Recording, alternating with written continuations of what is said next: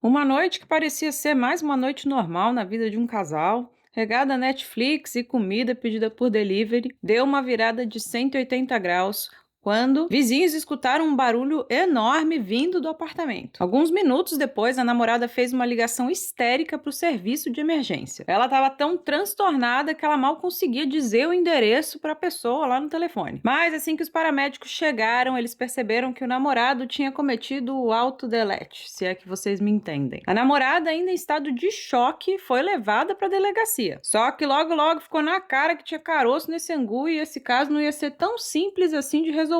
Tanto que até hoje ninguém sabe direito o que aconteceu e duas cortes da justiça chegaram a decisões opostas. Vem comigo e vamos desvendar juntos esse mistério porque eu quero saber a opinião de vocês. Fala, meu povo bonito! Eu sou a Su e sejam muito bem-vindos ao canal. Se vocês, assim como eu, gostam de histórias bizarras, crimes reais, teoria da conspiração, curiosidade, as coisas assim bem bizarras e doida, já aproveita e se inscreve aqui no canal. E lembrando que a gente abriu aqui para os membros, então se você quiser e puder se tornar um membro do canal, já assina aqui, que ajuda muito a gente, beleza? E bora pro vídeo! E vamos conhecer o primeiro personagem da história de hoje. Jonathan Cruz era um jovem de uma família bem típica do Texas, nos Estados Unidos. Ele era o filho do meio, ele tinha um irmão mais velho chamado Christian e a irmã mais nova chamada Danny. A família era muito unida e dá pra se dizer que ele teve uma infância muito bem estruturada. E a relação entre os irmãos era mais de melhores amigos do que irmãos mesmo. Tipo eu e meus irmãos. Quando Jonathan era jovem, ele frequentemente visitava o sítio do avô dele, onde ele e o irmão aprenderam a atirar. E foi desde pequeno que os dois se tornaram verdadeiros entusiastas dos fazedores de furo, se é que vocês me entendem. Como eu falei antes, a relação dele com a família era muito próxima e até mesmo quando ele se mudou para fazer faculdade, ele se manteve próximo de todo mundo. Tanto que assim que ele se formou, ele voltou para casa dos pais. No início de 2014, o Jonathan já estava com 27 anos e ele conseguiu um emprego como diretor de operações em uma clínica de atendimento de emergência. Junto com o novo cargo também veio um belo aumento de salário e ele acabou alugando um apartamento e se mudou para lá, para morar sozinho pela primeira vez. Marmanjo com 27 anos, lavando as cuecas pela primeira vez, né? Tô só brincando, gente, vamos voltar pro caso. Foi mais ou menos nessa época aí que ele conheceu uma mulher e eles começaram a ter um rolo. A moça era uma amiga da sua irmã, Danny, e o nome dela era Brenda Lazaro. Ela era instrutora numa academia de artes marciais que a Danny frequentava. A Danny então apresentou os dois e parece que foi amor à primeira vista, porque eles logo de cara já se gostaram. Eles não estavam juntos há muito tempo, mas parecia que o negócio tava ficando sério mesmo, porque era eu te amo pra lá, eu te amo pra cá. Eles inclusive já estavam até falando de casar e ter filho, olha só. Tudo parecia estar indo às mil maravilhas e o Jonathan estava vivendo um momento muito feliz da vida dele mesmo. Mas tudo ia mudar no dia 2 de fevereiro de 2014. A Brenda estava no apartamento do namorado, que na verdade agora era apartamento dos dois, porque ela tinha se mudado pro apartamento fazia uma semana. Então, mais ou menos umas 11h30 da noite, a Brenda liga desesperada pro serviço de emergência dos Estados Unidos, o 911. Muito nervosa, ela começa a tentar explicar pro atendente que o Jonathan tinha pegado o fazedor de furo e tinha dado um tiro no próprio peito. Oh my God, oh my God, oh my God, please. I need you to calm down. Which apartment? Please. Which apartment? 813. 7 right now. Enquanto o atendente tentava fazer ela se acalmar para que ela conseguisse falar o endereço do apartamento, ela simplesmente não conseguia, ela estava em pânico mesmo. E podia ser pelo choque mesmo ou até pela barreira da língua, já que a Brenda cresceu no México e ela não falava o inglês muito bem. I don't know what the name was.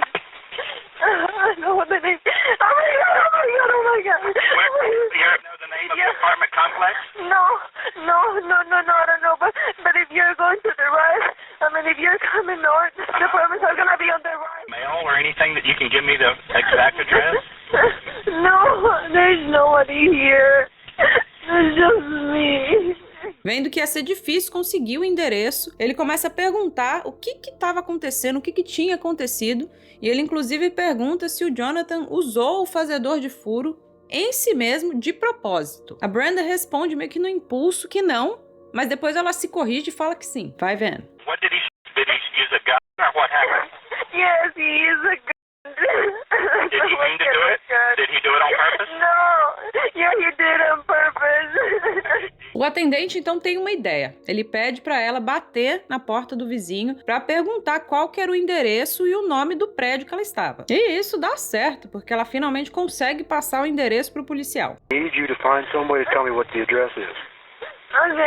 I need you to walk outside, go outside, and go to a neighbor. Oh my God, I need you to stop.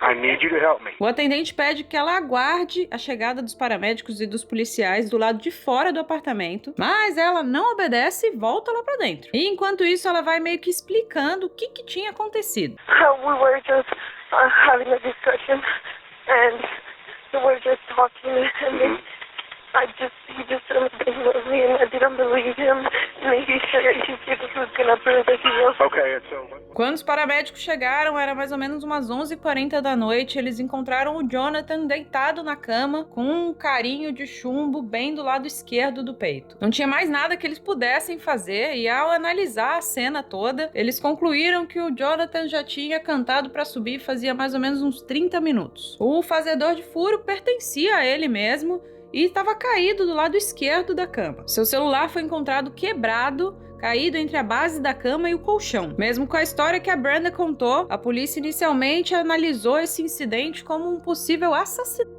Na perícia da cena do crime, eles realizaram testes para resíduos de pólvora. O Jonathan tinha resíduo no topo de alguns dedos da mão direita, mas ele não tinha nada na palma da mão direita e nem na mão esquerda. E o Jonathan era destro. Já a Brenda tinha resíduos em ambas as mãos e também na sua roupa. Eles também notaram que o fazedor de furo estava sem pente, esse que foi encontrado dentro da gaveta de gravatas do Jonathan. E detalhe, não foi encontrada nenhuma impressão digital tanto no fazedor de furo quanto no pente.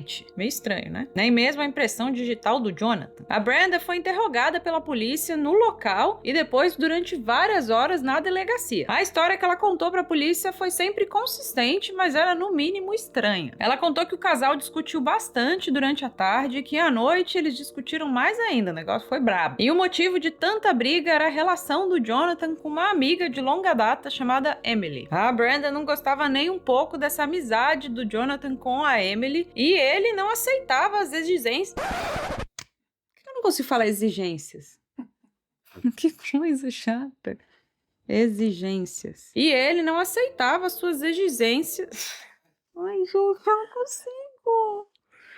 Qual outra palavra para exigências? E ele não aceitava as suas exigências que a Brenda fazia para cortar a Emily do círculo de amigos dele. Mas a Brenda disse que eles acabaram resolvendo o problema deles durante a noite e que os ânimos se acalmaram e ficou tudo bem. Tanto que depois eles até colocaram um filme para assistir e acabaram pedindo delivery. Mas ela disse que depois de algumas horas o Jonathan trouxe o assunto de novo e eles voltaram a discutir. Ela disse que para parar a discussão, ela acabou indo até o banheiro e quando ela voltou, ela viu o Jonathan sentado na cama. Ela então sentou no chão, bem assim aos pés da cama e começou a mexer no celular. Enquanto ela estava sentada ali mexendo no celular, o Jonathan virou para ela e falou assim: "Eu te amo. Você é meu mundo e eu vou provar para você." Antes mesmo dela virar para trás para falar com ele, ela escutou o barulho do tiro. História bem estranha, né? Agora vamos conhecer um pouco melhor a outra personagem da história de hoje. Brenda Lazaro nasceu no Texas, mas ela se mudou com os pais para o México quando ela tinha 5 anos. Muitos anos depois, quando ela já era adolescente, que ela voltou a morar nos Estados Unidos. De acordo com o depoimento de amigos e pessoas próximas da Brenda, eles falaram que ela teve uma infância muito difícil e infeliz. Só que as suas amigas contaram que ela tinha uma característica meio peculiar. Vai vendo. A Brenda era conhecida por contar histórias que muito provavelmente eram mentira. Ela contou para suas amigas da escola no Texas que quando ela era mais nova e morava lá no México, ela acabou vendo um delete bem na sua frente. A história sempre mudava um pouco de amigo para amigo. Uma das melhores amigas da Brenda contou que ela disse uma história uma vez que ela foi sequestrada com uma outra garota e que essa outra garota foi deletada no cativeiro. E só assim, depois desse delete, que ela foi liberada. Ela também contou várias vezes aos amigos ali do ensino médio que ela estava grávida, mas ninguém nunca viu barriga nem nada. Muitos amigos acreditavam que ela era uma mentirosa compulsiva. Depois da escola, ela até fez uma faculdade, ela se formou em espanhol espanhol, mas ela nunca trabalhou com isso. Ela trabalhou como professora na escola de artes marciais UI. Eu não sei se eu tô falando isso certo. UI. Foi lá que a Brenda acabou se tornando amiga da irmã mais nova do Jonathan, a Dani. No final de 2013, o Jonathan acabou consultando a irmã se ele podia chamar a Brenda pra sair, porque ele não queria que isso afetasse a amizade das duas. E a Dani acabou falando, claro que sim, pode chamar ela pra sair, porque eu acho que vocês vão se dar super bem. E assim, os dois começaram a namorar. E pouco depois que eles começaram esse namoro, eles acabaram saindo pra jantar com um casal de amigos que era mais próximo do Jonathan, que era o Jacob e a Emily, que os dois também estavam num comecinho de relacionamento naquela época. Os dois casais se encontraram num restaurante chinês. No jantar, a Brenda estava meio desconfortável, não estava interagindo muito com as pessoas, mas o Jacob e a Emily acharam que ela era meio introvertida e não conseguia se soltar ali quando ela não conhecia a pessoa. Mas depois eles perceberam o motivo pelo qual a Brenda estava tão quieta naquele dia. Embora ela tentasse disfarçar e manter a calma, a Brenda, na verdade, estava borbulhando de raiva por dentro. Agora, pasmem pro motivo da outra estar assim, com tanta raiva. Acontece que o Jonathan tinha dado um abraço na Emily assim que eles chegaram ali no restaurante, ele deu um abraço de oi, gente. Foi só isso. A Emily, que é amiga dele, há muitos e muitos anos. E detalhe, que ela também estava acompanhada do namorado dela, que era amigo do Jonathan. Mas a louca da Brenda pirou de ciúmes, não gostou nem um pouco desse abraço e fechou a cara mesmo. E um outro detalhe é que o Jonathan e a Emily nunca tiveram nada, nunca rolou um flerte, eles nunca ficaram, sabe? Alguma coisa que pudesse dar uma insegurança a ela, não aconteceu nada disso. Durante as investigações, os detetives vasculharam as mensagens entre o Jonathan e a Brenda e eles descobriram que esse incidente aí do abraço rendeu, brigas homéricas entre os dois. A Brenda parecia fixada nisso e acusava o Jonathan de ter desrespeitado ela, de ter abraçado uma outra mulher na frente dela. Ela exigia que ele cortasse relações com a Emily, entre outras maluquices aí. Nas últimas semanas, os dois brigavam diariamente por causa disso. Os dois viraram a noite discutindo por mensagem. A Brenda não conseguia superar a situação do abraço e era louca de ciúme mesmo. Os investigadores também descobriram que no dia 1º de fevereiro, ou seja, um dia antes do Jonathan morrer, ele tinha mandado mensagens para a irmã contando tudo que ele estava passando com a namorada, e ele inclusive disse que tinha 4 opções. Primeiro era lutar pela relação e esperar que melhorasse, embora ele soubesse que essa opção era bem improvável de acontecer. Segundo era escolher a Brenda e cortar a amiga da vida dele. Terceiro era se recusar a cortar a Emily da vida dele e ver se a Brenda ia acabar desistindo e eles iam terminar. E por último era terminar com a Brenda. No fim de tudo, ele concluiu que terminar seria a melhor opção. Ele ainda pediu desculpas à sua irmã porque ele sabia que ao terminar com a Brenda, isso ia acabar afetando negativamente a amizade entre as duas. Mas ele sabia que era isso que ele precisava fazer e ele estava determinado a fazer também. Com essa nova informação de que o Jonathan ia terminar com a Brenda, os policiais agora tinham um motivo para o crime. Os policiais também descobriram que no dia que o Jonathan se deletou, o Jacob e a Emily acabaram passando lá no apartamento de manhã. Ele ofereceu então aos amigos um tour pelo lugar e mostrar os seus fazedores de furo também fazia parte do tour. O Jonathan tinha uma pequena coleção de fazedores de furo e inclusive a que foi usada lá no seu delete ficava ali na sua estante. Jacob contou para os policiais que o Jonathan tinha o costume de deixar ela carregada e engatilhada, ou seja, com um chumbo na câmara, pronta para usar. Mas vocês se lembram que os policiais encontraram o pente lá na gaveta de gravata dele, né? Tudo muito estranho. Os amigos também sabiam que o Jonathan queria terminar com a Brenda. E a Emily, quando soube que ela era o motivo de tanta briga entre o casal, ela mesma se ofereceu voluntariamente para se afastar do amigo, tudo isso pro bem do relacionamento dele. Mas o Jonathan não aceitou. Ele nunca abriria mão de uma amizade por conta de ciúmes da namorada. Naquela manhã ele acabou desabafando com o Jacob e com a Emily, falando que ele ia botar todas as roupas da Brenda numa mala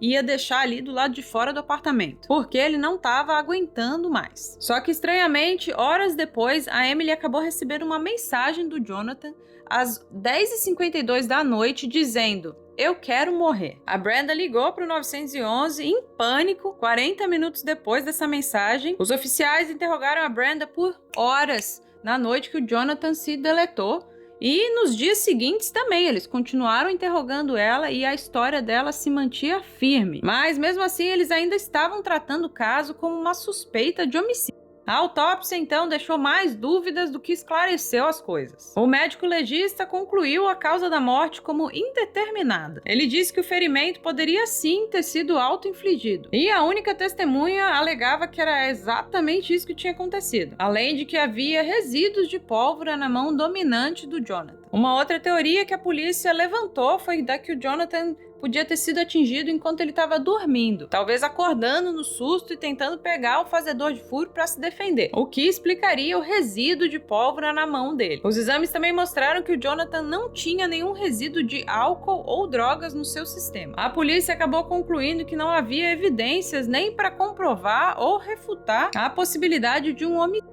Então, apesar das suspeitas remanescentes, a investigação de assassinato foi encerrada. A mãe do Jonathan se revoltou. Ela não aceitava que a polícia tinha largado tudo de lado e abandonado a investigação. Ela conhecia muito bem o seu filho e sabia que ele era um homem muito centrado e equilibrado. E ela chegou até a dizer que ele jamais abriria mão da vida assim, ou dos seus planos para a vida, por causa de uma namorada que ele tinha conhecido somente há 10 semanas. Jonathan Cruz cresceu numa família de usuários de fazedores de furo. Ele inclusive chegou a competir em alguns torneios. Ele era muito experiente e extremamente cuidadoso com a questão de segurança em volta dos fazedores de furo. Isso tornou a circunstância da sua morte ainda mais confusa para sua família. Surgiu a teoria de que o pente localizado na sua gaveta de gravatas pudesse ter sido removido antes do tiro. A família acreditava que a Brenda tirou o pente e talvez o seu intuito seria somente assustar o Jonathan, mas ela não tinha experiência e não sabia que tinha chumbo na câmara. Com a investigação policial parada, a família acabou contratando uma investigadora particular chamada Sheila Wissock. A Sheila já era uma investigadora particular bem famosinha e muito bem sucedida. A primeira coisa que ela fez foi pedir os registros médicos do Jonathan. Esses registros corroboravam com o que a família do Jonathan já tinha falado. Ele não tinha depressão,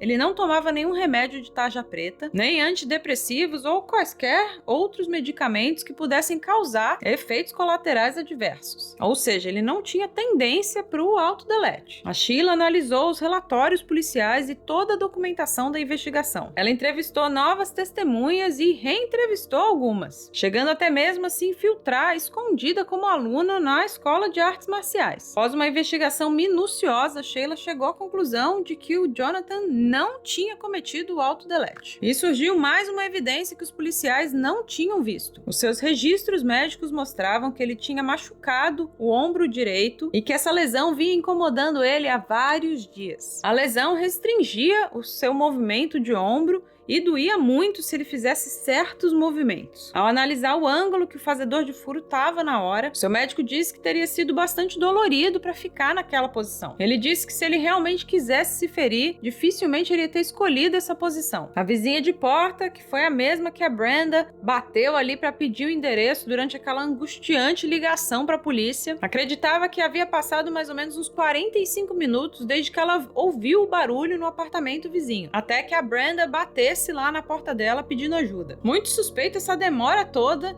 entre o momento que a Brenda viu o seu namorado cometer o autodelete, entre ela ligar para a polícia e ir lá pedir ajuda para a vizinha, né? 2 anos já haviam se passado desde a morte do Jonathan, quando seus pais, John e Pam Cruz, resolvem mudar a estratégia. Eles resolveram abrir um processo civil contra a Brenda, pedindo indenização pela morte do filho. Na verdade, o objetivo era que com o processo eles teriam a oportunidade de descobrir mais evidências. Casos civis têm um menor ônus da prova. Seus advogados só teriam que mostrar que existem evidências fortes que indicam que a Brenda é a responsável. A função do jurado seria de determinar se a chance da Brenda ter deletado o Jonathan era mais provável do que não. Demorou pacas, mas finalmente em 2022 o julgamento aconteceu na Corte Civil. A Sheila apresentou a sua teoria de que o Jonathan falou para Brenda Lazaro, agora chamada Brenda Kelly, já que ela tinha se casado, que ele queria terminar o relacionamento. Eles provavelmente brigaram com base nas mensagens descobertas nas investigações. Nas mensagens também ficou evidente que era sempre o Jonathan que acabava encerrando as discussões. Normalmente ele era a voz da razão e acalmava os ânimos. Então acredita-se que ele tenha resolvido terminar a briga naquele dia e ele que resolveu ir dormir. Uma vez que o Jonathan estava dormindo, a Brenda então pegou o celular dele e mandou aquela mensagem para Emily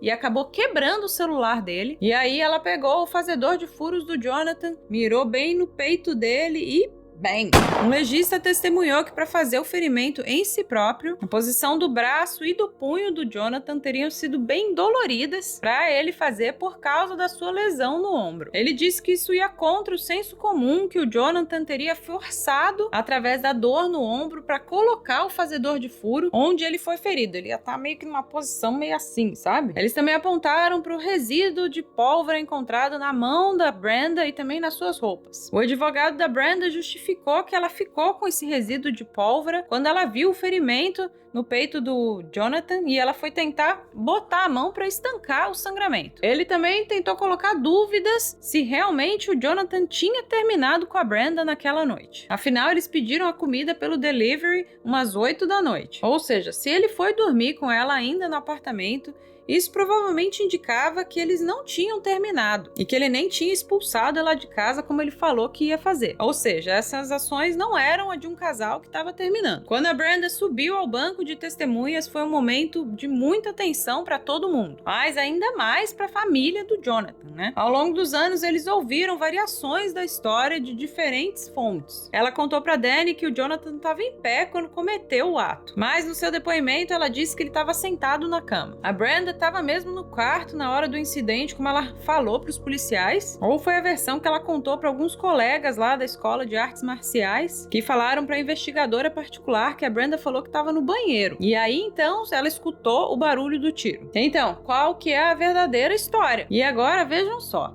aconteceu uma coisa lá na hora dela ser interrogada no julgamento que eu não sei não. Eu vou aproveitar e mandar um beijo pra Nena de Juazeiro do Norte. Beijo! A Brenda foi questionada dezenas de vezes pelo advogado da família Cruz por 90 minutos. Ela não respondeu a nenhuma pergunta. A Brenda invocou seu direito à 5ª emenda da Constituição americana, o direito de ficar em silêncio para evitar a autoincriminação. Quem não deve, não teme, não é mesmo? O júri de 6 pessoas deliberou por cerca de 2 horas e meia até chegar num veredito unânime. Como esse caso é um caso civil, o advogado da família pediu uma indenização de 129 milhões de dólares. O júri decidiu a favor e ainda aumentou para 206 milhões, o equivalente a mais de R$1 bilhão. Embora a família saiba que nunca vai receber um tostão dessa indenização, até porque a Brenda não tem esse dinheiro para pagar, o objetivo tinha sido mesmo para tentar descobrir mais evidências e tentar reabrir o caso na esfera criminal. E foi isso que eles fizeram, eles entregaram todas as novas descobertas para a polícia e também o fato de ter um veredito que fala que a Brenda é sim culpada. Mas infelizmente, pelo menos até o dia que eu lancei esse vídeo, a polícia decidiu não reabrir o caso e deixar por isso mesmo. Por isso, a Brenda não enfrentou acusações criminais pelo delete do Jonathan. Ela mantém a sua inocência e nos registros oficiais, a sua morte permanece como indeterminada. Mas e você? O que você acha disso tudo? Muito estranho, né? A justiça criminal inocenta a Brenda, mas na civil ela é culpada. Eu particularmente acho que ela é culpada sim. O que mais pegou pra mim foram os vestígios de pólvora na mão dela, além de que ela já tinha se mostrado meio desequilibrada por conta de ciúmes. Então deve ter sido aquela parada, né? Se não ficar comigo, não fica com mais ninguém. E acabou deletando o coitado do Jonathan. Mas deixa aqui nos comentários o que vocês acham que aconteceu e vamos discutir mais sobre esse caso. Então é isso, pessoal. Essa foi a história de hoje, assim, bem bizarra, né? Já curtiu? Já comentou? Já compartilhou? E não se esquece de já se inscrever aqui no canal, ativa o sininho se você gosta desse tipo de conteúdo, beleza? E fiquem ligados pro próximo vídeo. Falou!